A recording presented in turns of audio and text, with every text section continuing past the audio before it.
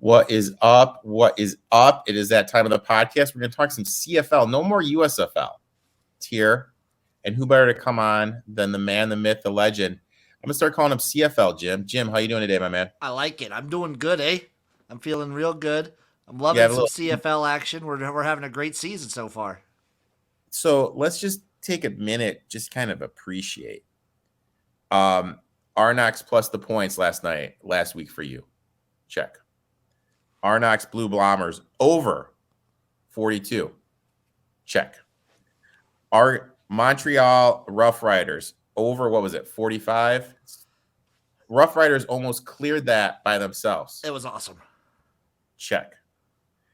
Elks plus the points. Check. Over.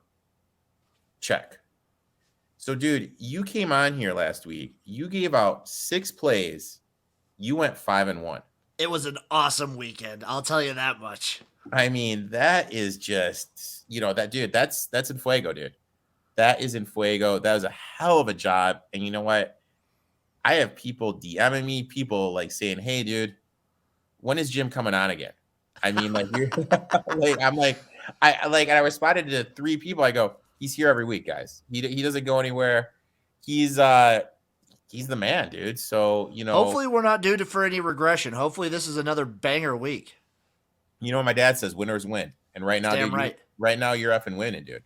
Oh shit. Dude, we're good. We're all good. My camera decided not to cooperate, but I'm back. Dude, look at that, dude. Even with a malfunction, you're winning, dude. You're winning. We do nothing right but win. now. I have to say, dude, we have this under 52 in the Elk Stampede, and Stampeders. I don't want to get too cocky. 2 minutes left in the first, only 6 points. The live total per Pravada is down to 49.5. We're looking pretty good. We're looking pretty good. We need Calgary to kind of step it up a little bit if we want to cover that 3.5 that I bet. But I just bet the under. The under is the safe play, and I'm still feeling really good about it. Especially, like, it sucks that Trey Ford got injured. He's the upstart rookie Canadian quarterback that Edmonton started last week, and he won the game against Hamilton. He's out with an injury right now, it looks like. So they have Arbuckle back in. Sucks because he looked like a really promising young guy, had a lot of athleticism, but that's good for the under at least. That is good for the under.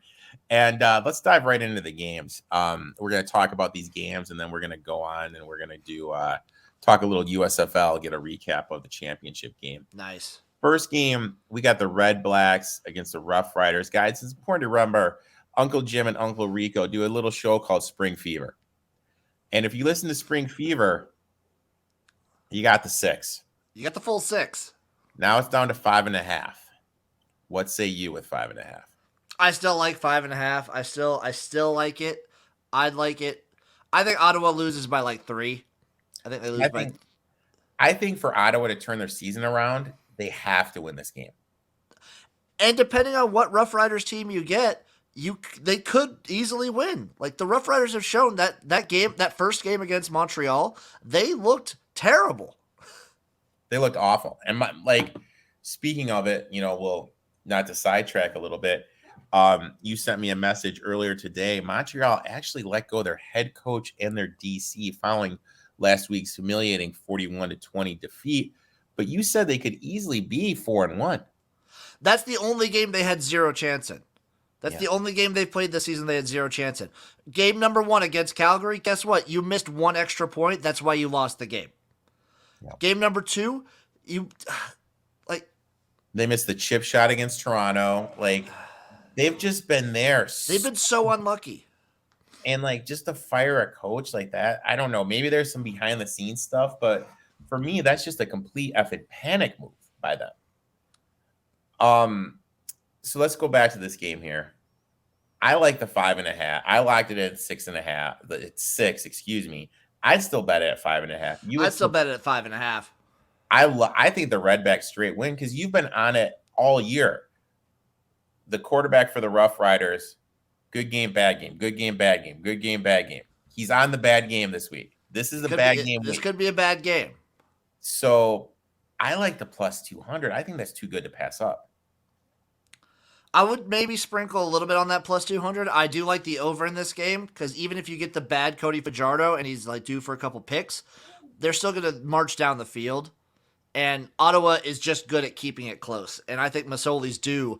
They've been Ottawa with Masoli has gotten their MO this year is they march down the field, kick a field goal. March down the field, kick a field goal. They're due to score some of these touchdowns So they're eventually. basically the Atlanta Falcons. Basically, that's kind of what Ottawa is. They even have the same color scheme. So I don't know, like I love the 45. I love the 200. I love the 5. I'm just gonna go. I like all three. I like all three. I'd take all three. And I'm a Rough Riders fan. You never know. Why not take a chance on getting the bad Cody Fajardo? Like, you do run the risk. If you get a good Cody Fajardo game, this Rough Riders team can beat anybody. Yeah. And they would like dominate. But they can beat anyone, but they can also lay an egg though, too. You know That's what I the mean?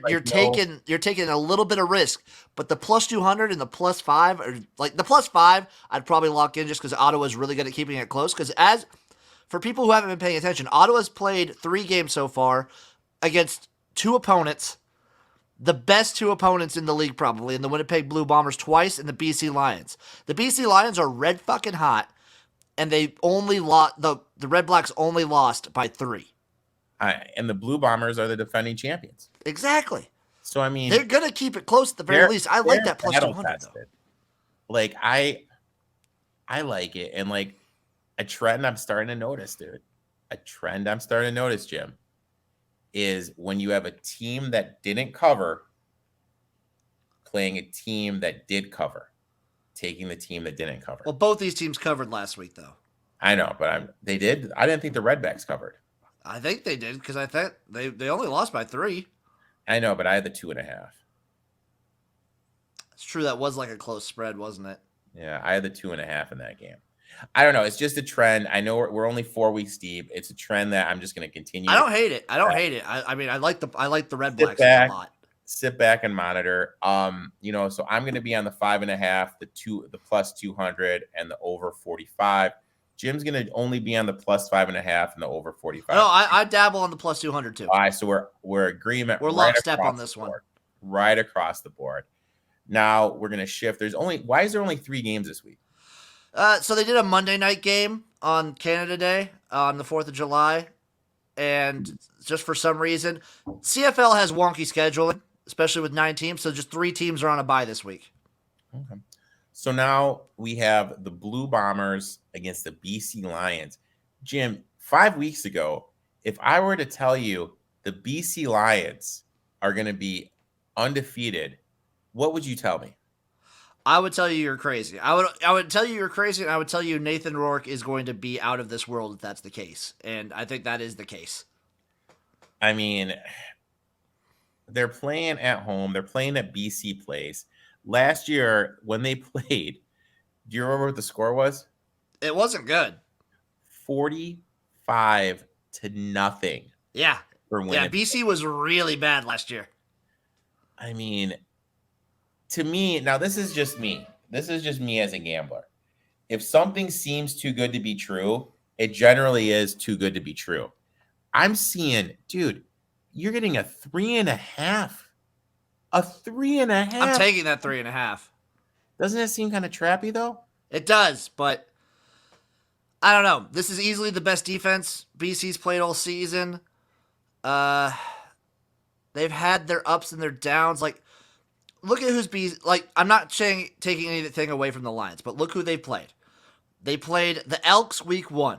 The Elks are the bottom team. And especially week 1, they were bad. Yeah. They've gotten better a little bit throughout the season. Their next game is against the Argonauts. Everyone is seeing what position the Argonauts are in. They're not looking. They don't look great. They don't look great. And guess what? The Argos almost won. Like, the Argos almost came back and won that game. I know. They should have won that game if they didn't. If they would have went for 2. God. You know what? I'll be on the Blue Bombers too. I mean, the championship pedgree. You're getting 3. And I guess the Red Blacks. Oh, I'm sorry. Sorry, the Red Blacks that they played last time should have won. Like, the Red Blacks should have won. The Argos, they dominated. Yeah. That was the week that they dominated the Argos. And the Argos are like in shambles right now. I'll take the 3.5, dude. You son of a I'm going bitch. to take the 3.5. I'm going to take the money line for the Blue Bombers. How would you feel about a plus 135, plus 200 money line parlay, getting back a juicy plus 635? I think you know what I'm about because you were on Spring Fever, and you know that I did a round robin of all the underdogs. I did Edmonton, Ottawa, and Winnipeg in a money line parlay. I like it. I like it. I'm going to do the Redbacks plus 200, the over 45 in the Redbacks Rough Riders game, and the plus 145. That comes back to a little over 13 to 1. A little over 13 to 1 for that three teamer. I like that a lot. The one I'm really perplexed about here is this over under a 48.5. Blue Bombers are going to be the best defense by far the BC Lions have played. Doesn't that seem high? Actually, I thought it would seem kind of low with how good this BC offense has been. They've been blowing out totals left and right. I'm on the under. I'm on the under here. I think Winnipeg wins it like 24-17, something like that. Okay. So we're both taking both underdogs. 24-20. We're both going to take both underdogs. We're going to take the over in the Redbacks Rough Riders game, and we're going to take the under in the Blue Bombers BC Lions game. So I would advise people to stay away from that Winnipeg BC total. I am taking the under, but I would advise people to stay away. That one's very fishy for me. Okay, so I'll stay away. Let's do this. So we have 4 bets: Redbacks plus 5.5. They're over 45. Blue Bombers plus 3.5. Under 48.5. Those 4 bets. Which bet do you like the most? The plus 5.5. Second. Probably the over 45. So then third, Winnipeg plus 3.5. Yeah, plus 3.5, and then the under 48.5. Because the more I think about it, you brought up a good point, man, about this BC offense.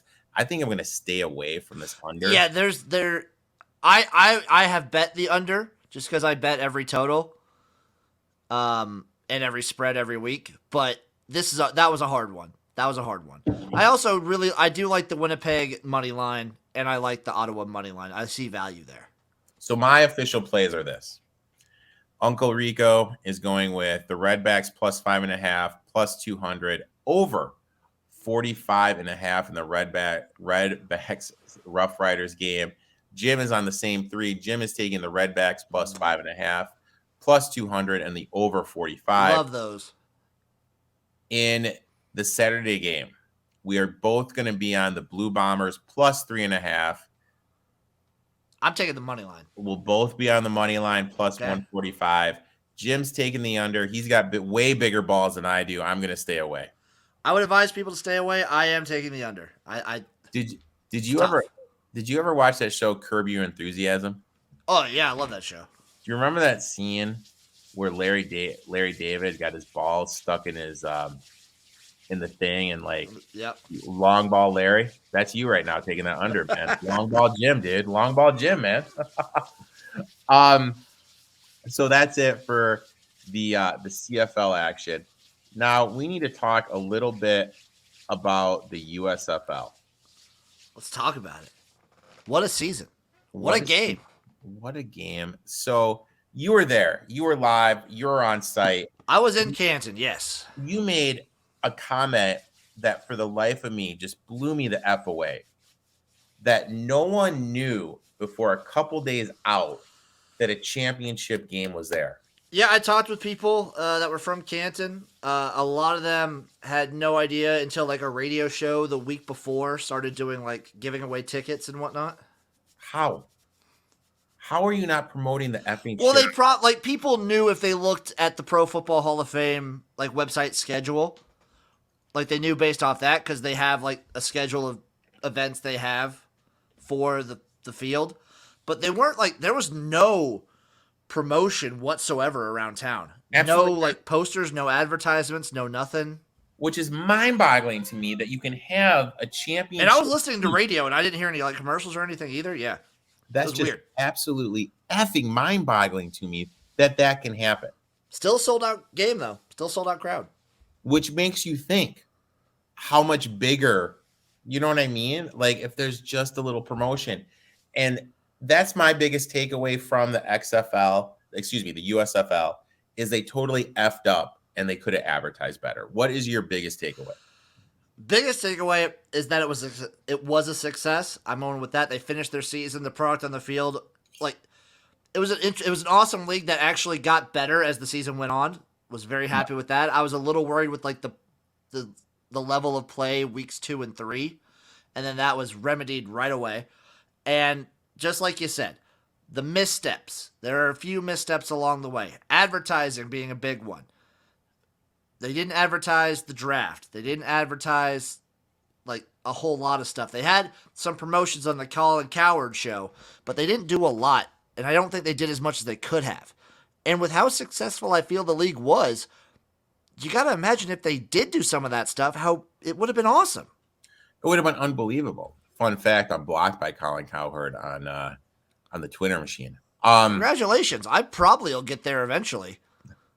I'm surprised I'm not blocked by Darren Ravel. I mean, I'm not in that club yet either. Injury report too. I don't understand the injury. That's part of the advertising. Like they were terrible with information. They were terrible of like their injury reports and like knowing who was playing. You'd have to dig and dig and dig, and then you wouldn't find out till the day of. Non-existent. Absolutely non-existent, which didn't make any sense to me. Embrace gambling more too. Get more into gambling. Embrace gambling. That's why I thought the XFL did great. They had the live lines. Just have the live lines on. You know, everyone gambles. Just do it. Oh, dude, this under is fucking locked. By the way, I'm so happy. I'm calling it. I'm calling it right now. Call me Mush. Call me Mr. Mush. But missed field goal at the start of the second half. Come on. Oh God, dude. Come on, man. That's just juicy. That's juicy. So being at the game, my three questions are this: what did you eat inside the stadium? I only ate popcorn. I tailgated beforehand, and the guys we were tailgating with made steak. They grilled steak like there right before the game. So I had a full steak and potato salad like right before the game. And I was drinking. So the only thing I had at the game was a soda and some popcorn. What was the cost of that popcorn? Soda and a popcorn, maybe like $10. Oh, that's not bad. Not bad. Did you buy any merch there? No, but they were giving away free t-shirts. Free? Yeah, they were giving away free t-shirts. Like you walk in, they just had a guy with a box of t-shirts like giving them away. And I got mine signed by Blob. There you go. What the shirt say? Just USFL championship game? Give me 1 second. I can go grab it real quick. All right. Right here. Yeah, I got it right here. So let's see. Let's see this bad boy. It's kind of neat. It's a white t-shirt. They only had larges. I like that. It's a pretty good shirt, right? USFL 2022 USFL championship t-shirt. That's a solid tee. Nice and simple. Like I like it. I mean, it was free. That was awesome. Yeah. Here's Blob's signature. Let me see it. There you go. There you go. Signed by Blob. There you go. So overall, USFL is success. Going to be back next year. Championship game was amazing. Canton, Ohio. I'll give it as a town. Like a 6, 7 out of 10. See, anything Ohio is a 1 with me because I dated a crazy girl from Ohio that was just. They had a Waffle House. That's a win. I'm sorry. They have a Waffle House. That's a win. What's your Waffle House order? All American. Yeah. It's always the All American. Eggs, toast, ham, and I always get like hash browns and grits. But did you get a waffle too? Did you get a side waffle? Oh, you always get that comes with the All American. Did you get some chocolate chips on that? Sometimes I do. I didn't this time. Oh God. See, dude, all this food is just making me hungry, man. I mean, and yet today, and I'm just craving, dude. I wish there was No, a. I mean you put any town, so it's probably a 7 because it was a 6. But you put any town, you put a wall. I'm a Waffle House fanatic. You put a Waffle House in your town, it bumps up a whole number. Yeah, you go up a whole point. You go up a whole point, maybe even 2 points if you have a Waffle House. Jim, I'd like to thank you for coming on, taking time out of your day. Come on.